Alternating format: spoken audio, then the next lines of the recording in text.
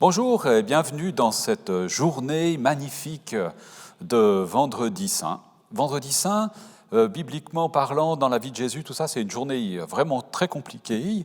Et en même temps, il y a une super bonne nouvelle dans ce qui se vit de dramatique. Mort de Jésus sur cet instrument de torture qu'est la croix. C'est vrai qu'on en a fait un bijou, mais à la base, la croix, c'est un instrument de torture juste abominable. Jésus meurt sur cette croix ce jour de Vendredi Saint. Alors pourquoi devait-il mourir ?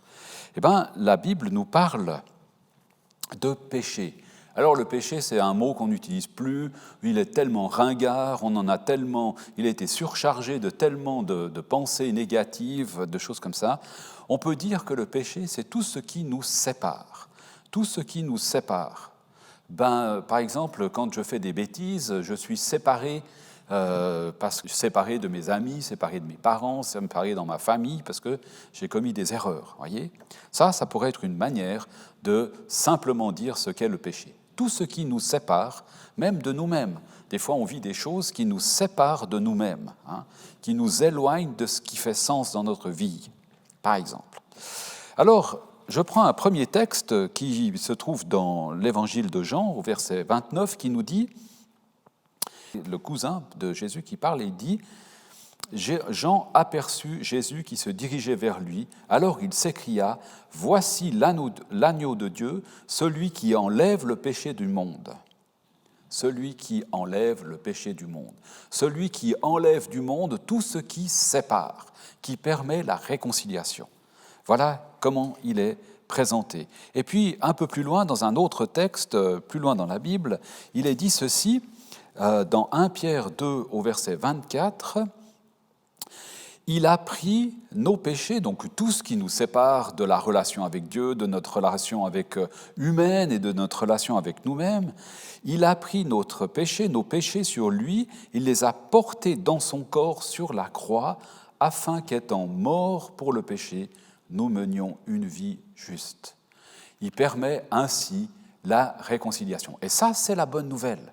Ça, c'est la bonne nouvelle.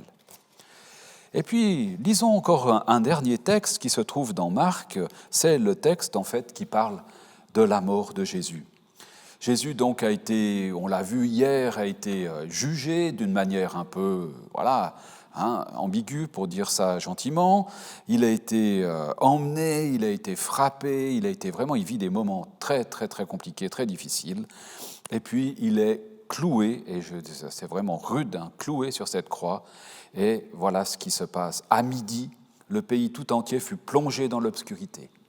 La nuit, tout d'un coup, il y a quelque chose de très spécial, j'allais dire même le cosmos réagit en fait face à cette mort.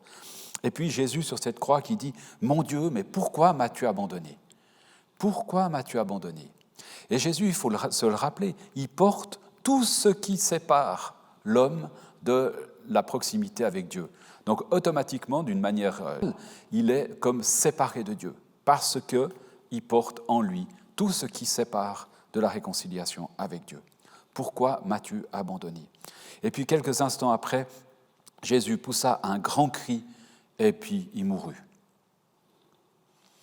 Et puis cet officier romain qui se tenait en face de Jésus et qui dit « Cet homme était vraiment le Fils de Dieu. Cet homme était vraiment le Fils de Dieu. » Voilà pourquoi m'as-tu abandonné. Il a porté sur lui, sur cette croix, tout ce qui nous sépare d'une relation de paix avec Dieu.